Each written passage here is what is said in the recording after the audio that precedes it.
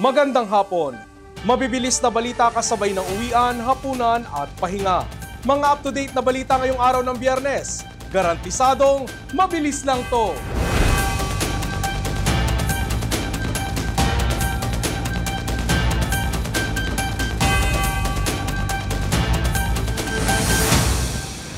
Mga headlines ng mabibilis na balita. Heto na!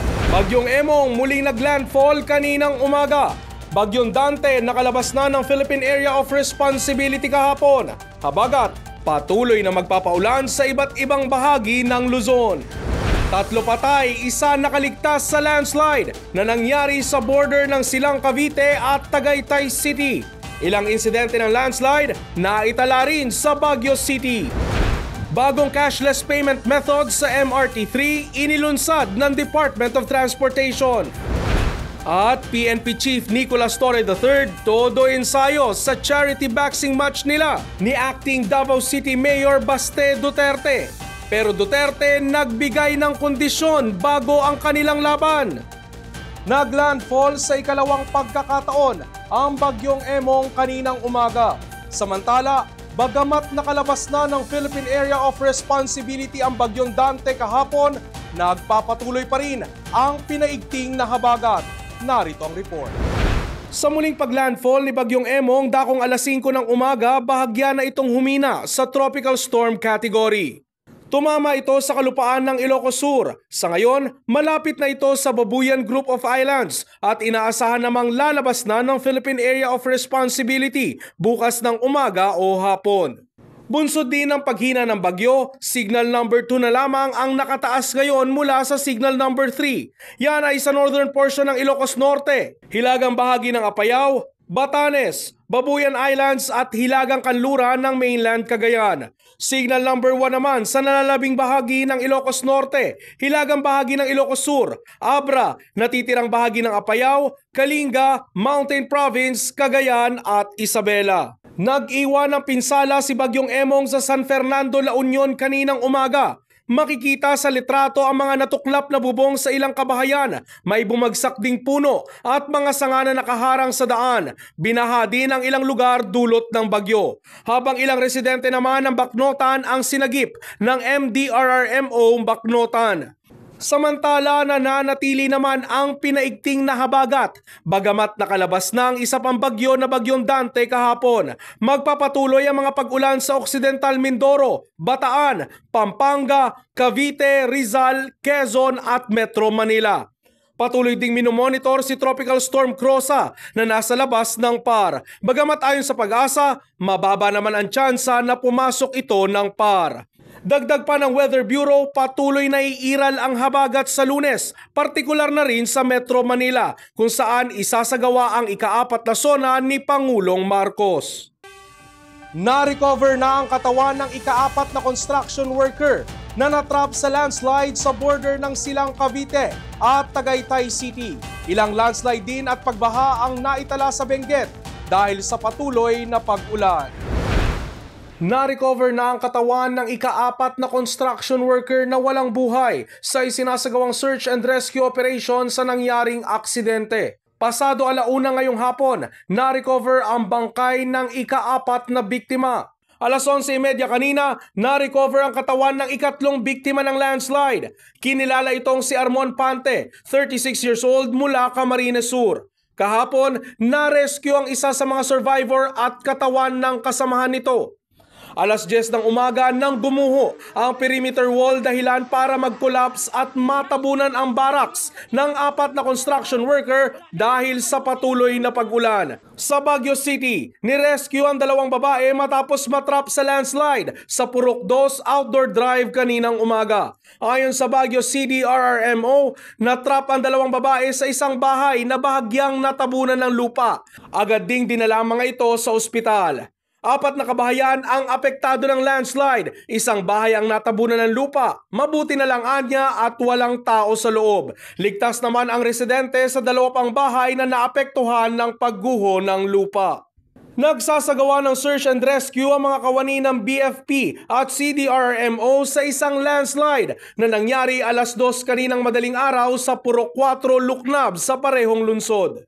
Halos wala nang makita sa bahay na natabunan ng putik. Bineberipika pa ng otoridad kung may taong naiwan sa bahay sa nangyaring insidente. Lubog na sa baha ang mga tanim na strawberry sa La Trinidad, Benguet sa tuloy-tuloy na pag-ulan dala ni Bagyong Emong. Sa video ni Highlanders Vlog, makikita na nagmistulang dagat na sa taniman ng strawberry. Umabot na sa tuhod ang baha. Inabot na rin ang baha ang ilang kabahayan sa lakas ng ulan. Sa balitang probinsya, Antique, isinailalim sa state of calamity. Lalaki sa Aklan, sinaksak ng 20 beses. Patay! Detalye ng mabilis na balita, hatid ni Andy Narce mula Kalibo Cable News. Isinailalim na sa state of calamity ang buong lalawigan ng Antique dahil sa natamong mga pinsala sa kasagsagan ng Bagyong Krising at epekto ng habagat. Ipinasa ng Provincial Disaster Risk Reduction and Management Council ang resolusyon na ideklara ng sangguniang panlalawigan ng Antique ang state of calamity sa lalawigan para magamit ang lagpas sa 35 milyong Quick Response Fund para sa urgent disaster response, recovery at rehabilitation. Sa ulat ng Antique PD-RRMO, umabot na sa halos 23,000 na pamilya o katumbas ng 73,706 na individual ang naapektuhan ng Bagyong Krising at habagat. Nasa 4 namang katawang nananatiling nawawala. Nasa 610 milyon naman ang naging pinsala sa infrastruktura gaya ng kalsada, tulay, flood control system, seawalls, ospital at mga eskwelahan. Umabot din sa 15.36 milyon ang pinsala sa agriculture at fisheries sector. Samantala, patuloy naman ang pamamahagi ng food packs sa mga residente na naapektuhan ng naturang kalamidad. Patay ang isang lalaki matapos tagain at saksakin ng hindi pa nakikilalang sospek habang nasa lamay sa barangay Pangitan madalag Huwebes na madaling araw. Kinilala ang biktima na si Hernan Eliasca na residente ng nasabing barangay. Habang nasa likurang bahagi ng bahay ang biktima na nooy nagiinuman kasama ang ilang lalaki ay dito na siya inundayan ng saksak ng sospek. Ayon sa ulat, nagtamo ang biktima na mahigit 20 saksak sa dibdib, kilikili at leeg. Agad namang tumakas sakay ng motorsiklo ang mga sospek matapos ang krimen na pinaghihinala ang mga taga-bayan ng Libakaw. Patuloy ang backtracking sa mga CCTV sa paligid ng insidente habang isinasagawa ng Madalag Municipal Police Station ang malalimang investigasyon upang matukoy at mahuli ang mga responsable. Andy Narce para sa All TV News, Channel 2. Nagpapakondisyon si General Torre, pero may kondisyon muna si Acting Davao City Mayor Baste Duterte. Tanong tuloy ng netizens, matuloy pa kaya ang salpukan? The stage is set para sa inaabangang bakbakang Torre versus Duterte. Malapelikula ang eksenang ito ni PNP Chief General Nicolas Torre III. Dinaig pa ang iconic jog ni Rocky, Running Under the Rain. Seryoso, desidido para sa boxing match laban sa Nanghamon in the green corner, Acting Davao City Mayor Baste Duterte. This is a very good time para sa isang charity boxing match. Parehas determinado, paspasan sa mitts, pawisan sa pads, ilang pitik ng jab, sabay kombinasyon.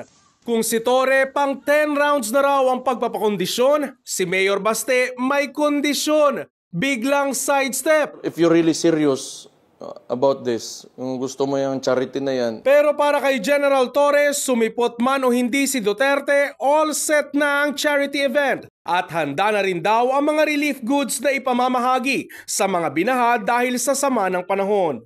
Ang maririnig pa kaya? Huwag ka mag-alala, Torre, kasi matagal ko na talaga gusto makabugbog ng unggoy. Sigurado maraming manonood dyan eh. 12 rounds. Abangan kung matutuloy ba ang Bout of the Year, Torre versus Baste, suntukan o sabunutan? Hair follicle drug test. Hair follicle drug test. Linggo, alas 9 ng umaga sa Rizal Coliseum.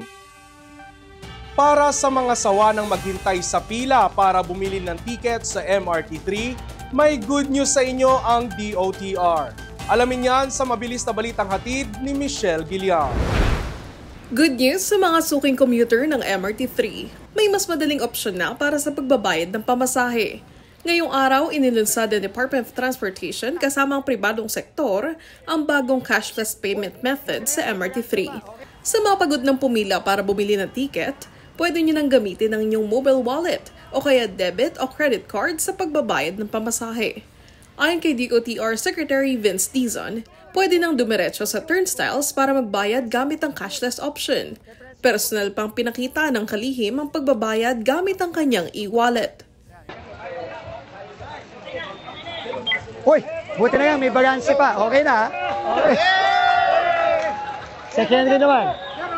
Maging si DICT Secretary Henry Aguda ay sinubukan ring gamitin ang kanyang debit card sa pagbabayad. Ayon sa DOTR, bahagi ito ng pagpapatupad ng kanilang automatic fare collection system para sa mas mabilis at maginhawang biyahe ng mga commuter. Para sa mga suki ng MRT3 tulad ng 25-year-old BPO employee na si Angela, malaking ginhawa ito sa kanya dahil araw-araw siyang sumasakay ng tren. Convenient, syempre. Kasi kahit sa beep card, kailangan mo pa siyang pa-loadan sa station or sa phone mo. Minsan may charge pa. So, mas okay na nasa GCash or nasa GCash na lang siya. Plano ng DOTR na ipatupad ang cashless payment option sa LRT stations sa mga susunod na buwan. Tiniyak ng DOTR na walang charge kung gagamit ng cashless payment sa pagbabayad ng pamasahe sa MRT3. Paalala naman ng kagawaran, siguraduhin hindi bababa sa 28 pesos ang inyong load balance. Michelle Giliang para sa All TV News Channel 2.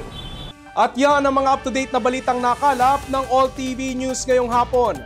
Para sa iba pang balitang mabibilis, bisitahin ang aming website, alltv.ph/news.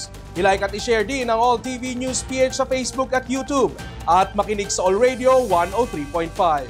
Mapapakinggan nyo na rin po kami sa Spotify. Ako si Ralph Lopez. Happy weekend!